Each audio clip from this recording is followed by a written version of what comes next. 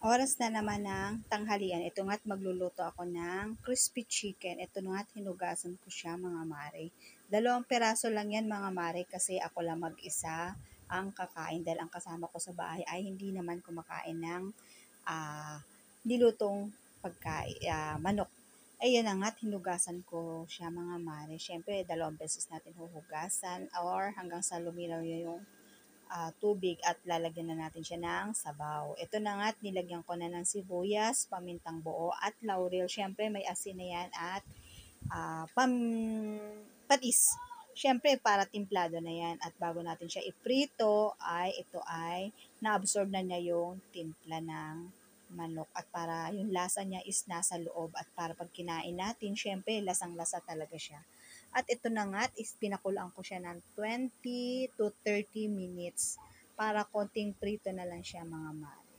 At habang hinihintay natin siyang lumambot, syempre, anaabangan natin. At ito na nga, hinango ko siya at ito ay palalamigin ko na siya mare bago ko siya i-coated at i-prito. Kasi syempre mga mare, mainit naman yan kung i-coated na kaagad natin. At saka hindi siya kumakapit ang pang-coated natin dyan. Kaya dapat daw ay pinalalamig muna ng husto at yung kayang kumapit na ang ating gagawing breadings. Ang breadings ko nga pala mare, hindi ako gumagamit yung mga instant na nabibili sa mga tindahan o sa mga grocery kasi hindi ko siya gusto dahil masyado siyang maalat. Gagawa ako ng sarili ko.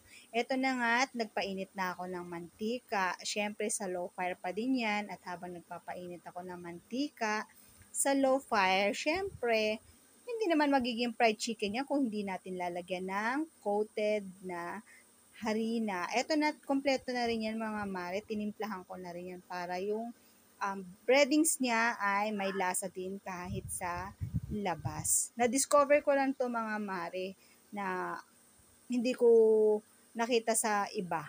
Pero ito ay sarili kong version. Ito nga, kinote ko siya ng aking secret ingredients ulit.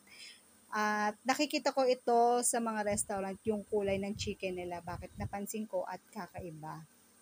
Ito pala ang sikrete nila at natutunan ko lang din ito by my own. Hindi ako nakikigaya sa mga YouTube kasi gusto ko rin matuto ng ako mismo ang nakadiscover ng sarili kong version ng pagluluto ng pagkain. O ayan mga mare, meron pa siyang liig ha kasi sinama ko talaga yung liig yan dahil yan ay yung may balat. Isusubukan natin na kung gaano ka-crispy. Ito na nga, sinalang ko na siya mare at ito na tinalsik-talsikan ko ulit siya ng mantika, yung ibabaw na may breadings kasi pag binaliktad natin siya, hindi siya maaalis doon sa manok na kinoted natin. O nakita niyo naman mare ha, napakaganda. Pero sa low fire pa din yan kasi para pantay ang pagiging crispy niya.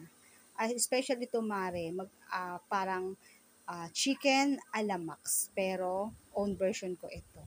Nakita ko lang yung sa mga restaurant na yung ganyang kulay ang pagiging crispy niya at yung texture niya mga mare ha, hindi ordinary basta-basta lang na crispy. At ito na nga mga mare, ready na ang tanghaliang mag-isa dahil nandito ako sa aking bahay ng kapatid ko at nakikibakasyon. At syempre, hindi heart-heart at ito ang sarili kong version na chicken. Pasensya na sa mga daliri ko, mga mare ha, kasi maliit ang kamay ko. God bless!